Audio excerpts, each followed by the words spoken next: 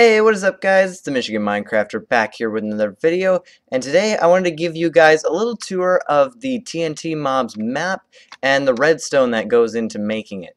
So, already you might have seen when I flew past here, the outline of blocks, and actually if I get this into my inventory, you can see this takes huge advantage of the barrier blocks from 1.8.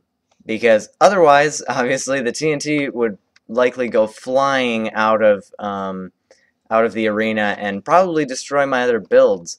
So this was definitely a must when it came to this game, as far as keeping all of the other games safe and stuff. So yeah, a lot of barrier blocks went into this, and that also explains the floating water and the floating lava that's up above the main path thing. So, this was all done using command blocks, of course. I definitely would not want to build this all myself. Number one, it would take forever just because it's a huge surface to cover. And number two, because it's barrier blocks and it's really hard to see actually, like when you're building with them, it's kind of a pain in the butt. So, and like when you break them, these things stick around for a second and it's just a huge pain. So I definitely didn't want to go through all of that. So I just used command blocks to sort of fill in the gaps with barrier blocks. And then as far as how the actual gameplay goes, all of that happens behind the scenes, and so when you're walking through here, you don't really see many of the redstone mechanics. I mean, you sort of see, well, obviously you see the facade of the main area that you walk into, because this is the main entrance right here. You walk in here, and then you go press the play button. But this over here is a copy of what is supposed to be up there. And then what happens is, well, actually, I'll just go show you guys real quick how it works. So back here is all of the redstone, and it's a surprisingly small amount considering the amount of different things that are going on when you're playing this game.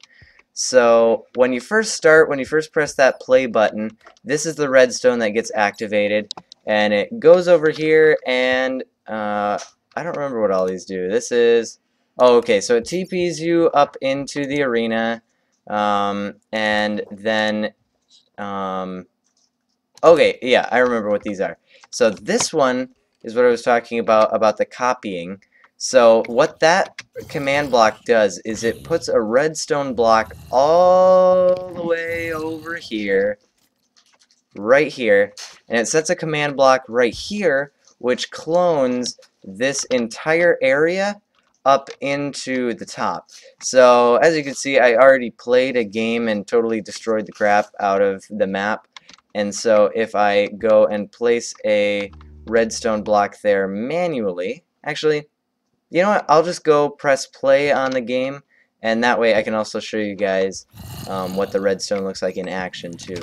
So when I press this, obviously it teleports me up here, and now all of the, hold on, there we go.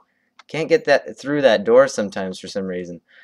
So now all of the map is restored back to its original state, even though there still is some stuff floating around, some of the dead mobs drops and all of the floating, well, actually no floating blocks this time. I'm surprised. Most of the time when I play two games of it back to back, there's floating blocks from blowing up TNT and all that kind of stuff. So yeah, so this got copied up to there, and that's what that command block does. And then if I fly back over to here, come on, here we go. So if I fly back over to here, this command block actually just clones this little area back here up to the top, and that way if you know, you're building a TNT cannon up inside of here, trying to blow up stuff over there, and all of a sudden it just goes completely wrong and just blows up your whole supply area, that doesn't ruin it for everybody else.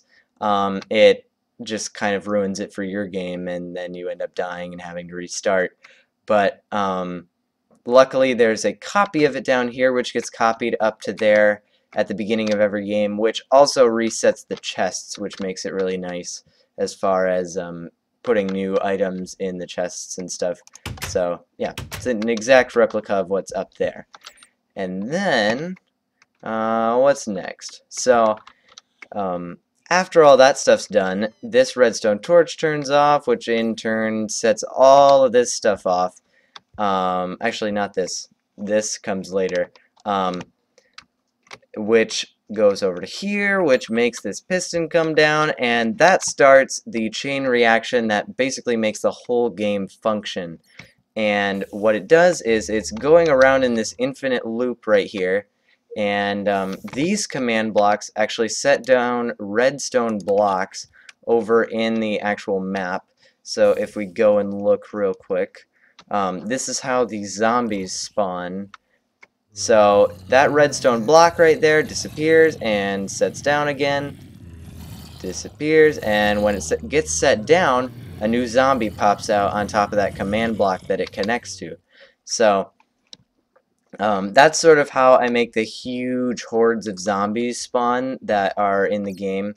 And then these ones over here basically just destroy the command block, or not the command block, destroy the redstone block. That way it can be set down again, and the pattern continues of just making more and more zombies until you manage to destroy it. And the way that you destroy it is you destroy the surface.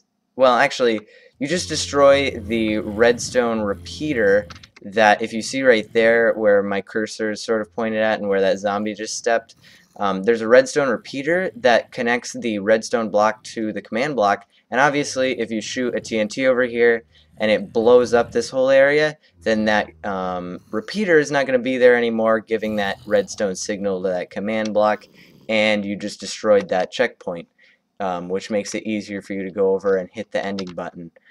And then if we look over here, that's basically it as far as the main gameplay goes. And then once you hit that ending button, it teleports you into this upper story of the house right here.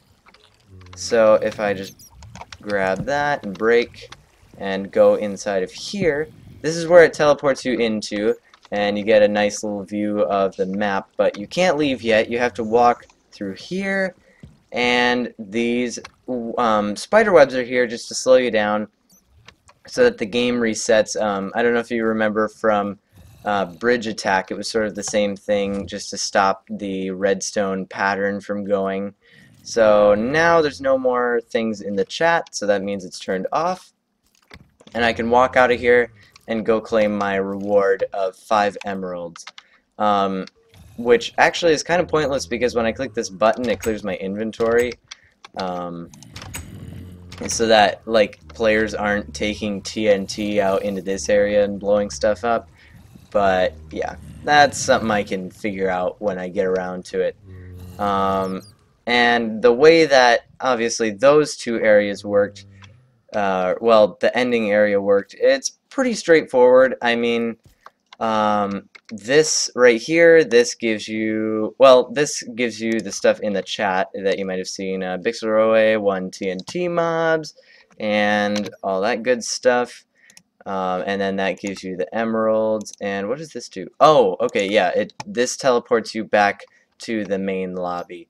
And then this little redstone trail that goes out here is the one that you have to stand on for a second, because this little block right here is imperative to letting this pattern go around and around again. And this is actually something, this is a concept that I use in a lot of my redstone related builds, using a pattern that goes over and over again and then a way to stop it once you're done with it. So, I mean, this basically applies to a lot of the redstone builds that are in this world. But anyways, that pretty much finishes up the map tour, guys. It was a surprisingly lot, that sentence didn't make any sense. It was a lot of fun to make, despite how huge it was. A lot of troubleshooting went into it as far as just figuring out issues and stuff, but I think it ended up turning out alright. So if you like it, definitely be sure to slap that like button for the video and subscribe, because there's definitely more mini games coming like this in the future. And I will see all you guys later.